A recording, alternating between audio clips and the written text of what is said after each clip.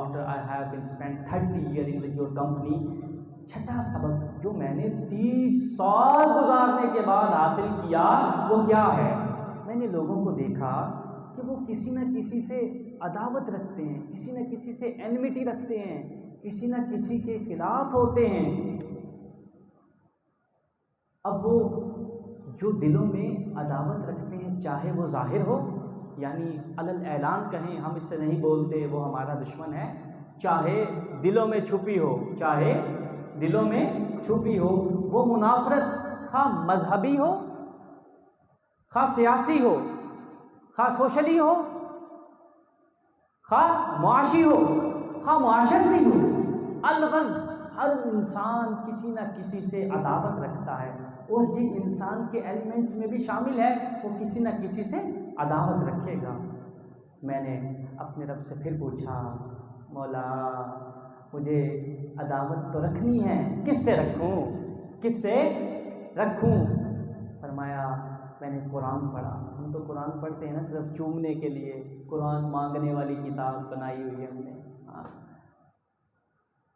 وہ معزز تھے زمانے میں مسلمان ہو کر، اور تم خار ہوئے تارک قرآن ہو کر۔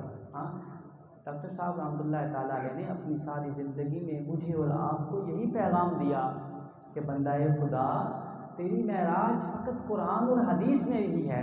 آپ فرماتے ہیں میں نے اپنے رب سے پوچھا مولا کس سے دشمنی کروں؟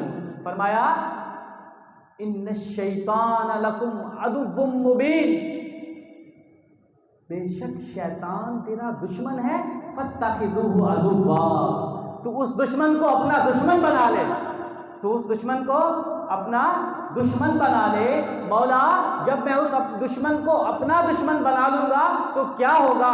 فرمایا جب تو اس دشمن کو اپنا دشمن بنا لے گا تو تو میرا دوست بن جائے گا، اور پھر میں تجھے اپنی محبت کا پروانہ جاری کروں گا، اور جس کی طرف میں نظر رحمت کرتا ہوں، جس سے میں محبت کرتا ہوں، اسے عذاب نہیں دیا کرتا۔ کہا یا شیخ چھٹا سبق جو میں نے آپ کی صحبت میں 30 سال گزارنے کے بعد سیکھا اور سمجھا اور جان لیا وہ یہ ہے کہ مجھے انسانوں سے نہیں بلکہ شیطان سے دشمنی کرنی۔